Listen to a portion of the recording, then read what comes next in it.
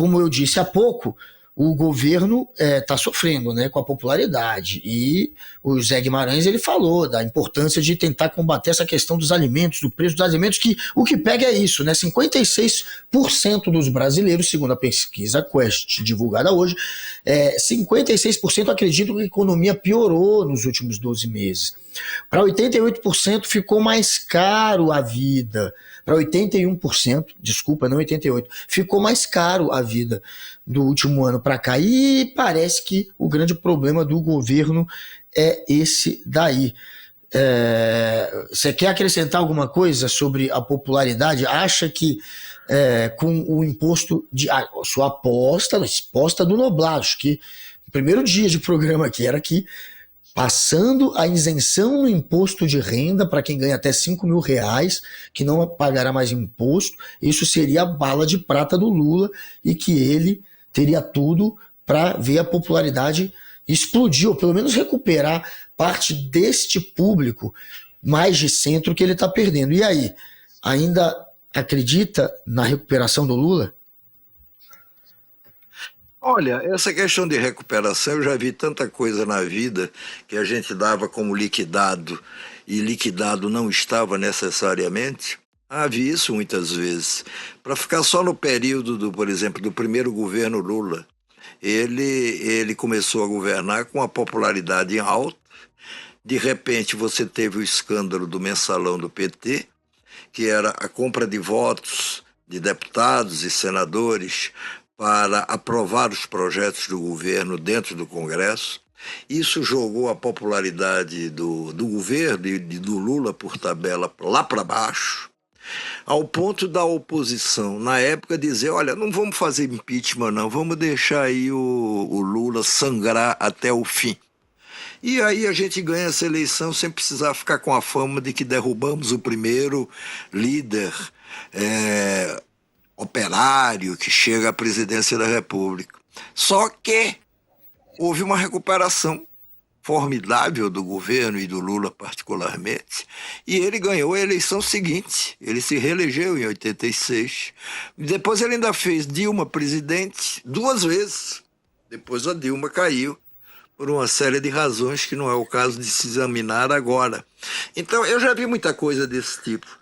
Eu acho que, claro, é possível, lógico, recuperar a popularidade perdida.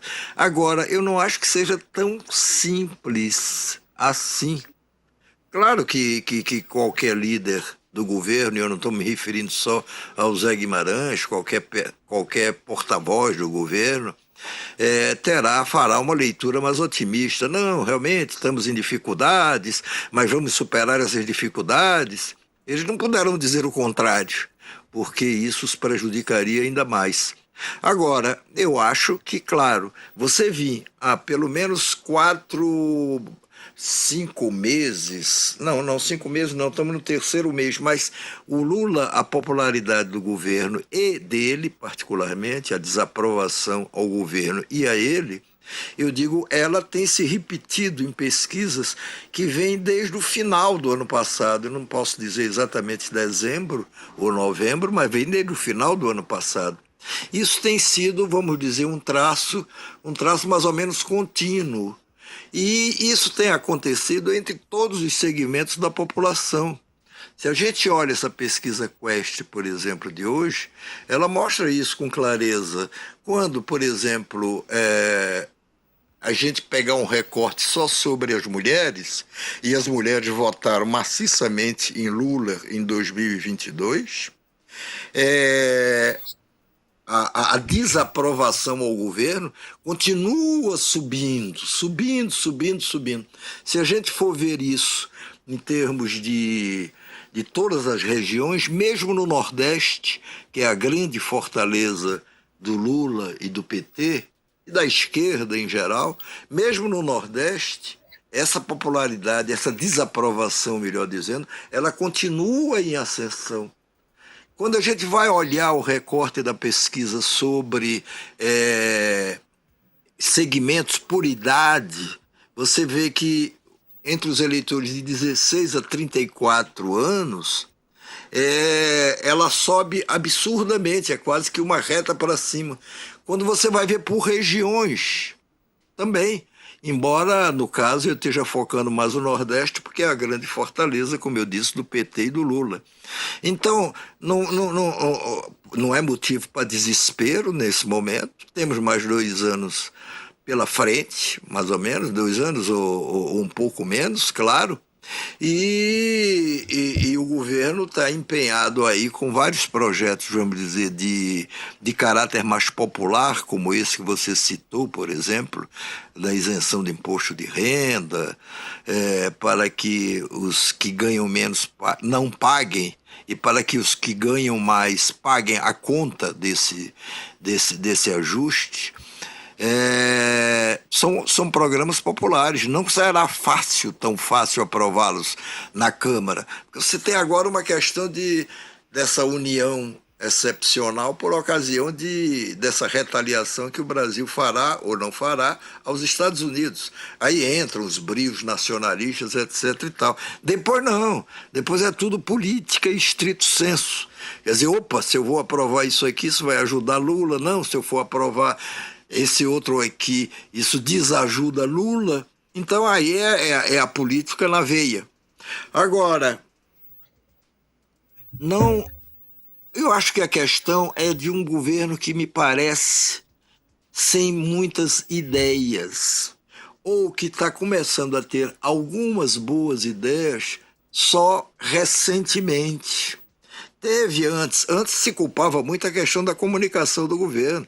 A comunicação do governo já melhorou muito depois que São Sidônio, Palmeira, que ainda não é santo, mas tem operado pequenos milagres desde que assumiu a Secretaria de Comunicação Social do governo, desde que ele começou a operar isso. Mas a tarefa do São Sidônio, eu digo São Sidônio de brincadeira, não é só porque se espera dele milagres, mas é porque existe na Igreja Católica, na relação dos santos oficiais, existem vários São Sidônios. Agora, eu fui ver as características desses São Sidônios, eles não são santos muito milagreiros, são santos esforçados, digamos assim. O Sidônio Palmeira, que é o grande marqueteiro agora do governo, ele esbarra nas naturais dificuldades de você tentar fazer o governo falar com uma voz só, numa mesma direção.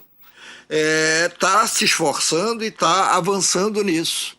Agora, o governo tem que ter, como eu acho que o Cristóvão de alguma maneira observou isso, ele tem que ter melhores ideias e comunicá-las de uma forma melhor, claro, e tudo, porque senão ele chegará ao fim mais ou menos como ele começou. E veja que o nível de desconfiança em relação às promessas do Lula, não, está dito aqui, deixa eu me ver onde está. Não é só as perspectivas em relação à economia piorou. Quando se trata de confiança em relação ao Lula pessoalmente, ela dá um salto para cima enorme, entendeu? Enorme. Eu acho que mais de 70% estão achando que ele não cumpriu até agora as promessas que ele fez de campanha. Não basta ter cobrido, não foi 71%. Não basta, tem que. A percepção das pessoas é essa. Não adianta brigar com a percepção das pessoas. É a percepção que vai decidir a eleição, como sempre define. Se vai chegar lá bem ou mal como está agora, do ponto de vista popular, eu não sei, não sou São Sidônio. Mas que vai ter uma recuperação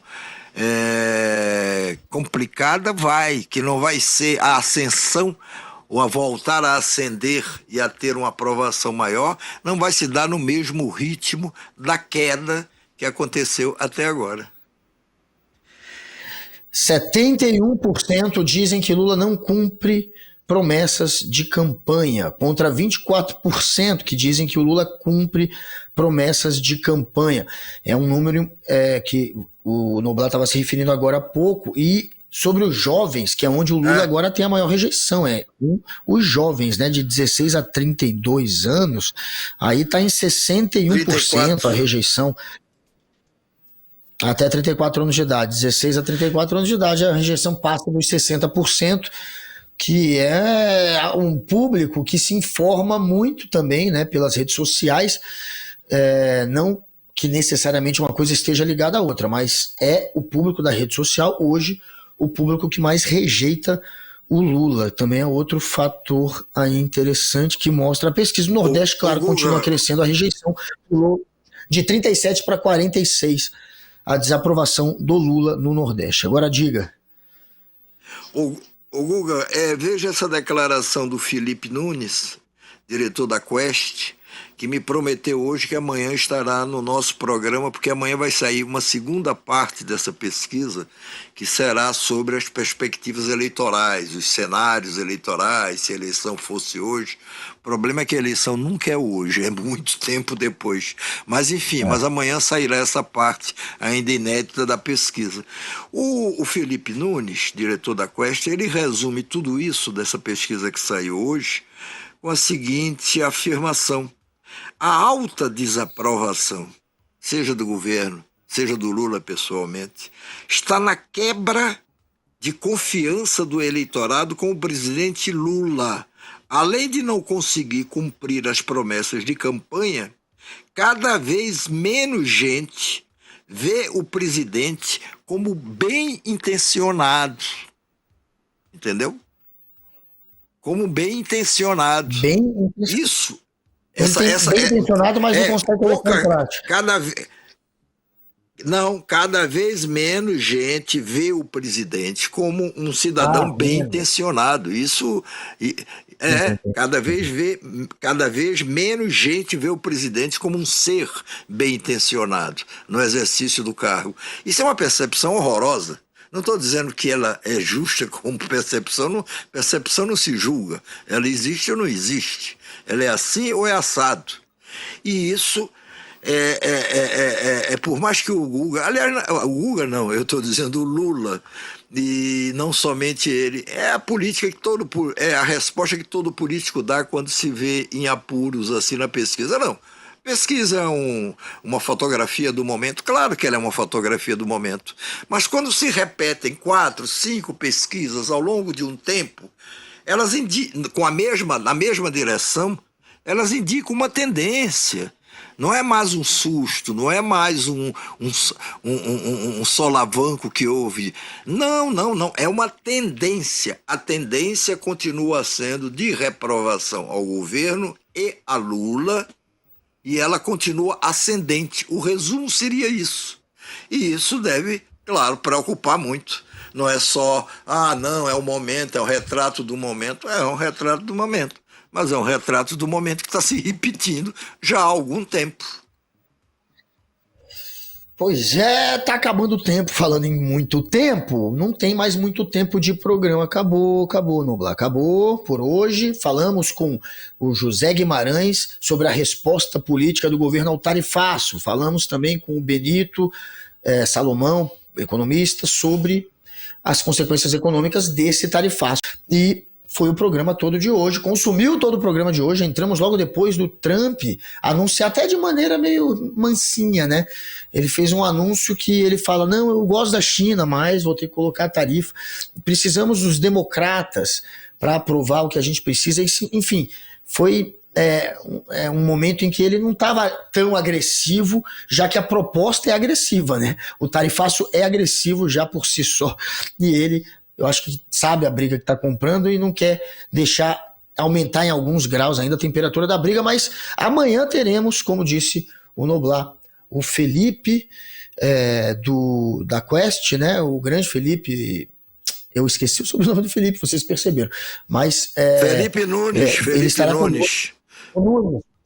Nunes, grande Felipe Nunes com a gente amanhã para falar dessa pesquisa que terá novos dados amanhã. Então teremos mais uma vez a popularidade do Lula aqui sendo debatida. Até amanhã então, Ricardo Noblar. E quando acabar esse charuto, eu espero que seja o último do dia. Você disse que só fumaria 1 ou 2 por dia, e eu sei que não, é o segundo apenas, então Chega por hoje e até amanhã e dá um tchau pra galera.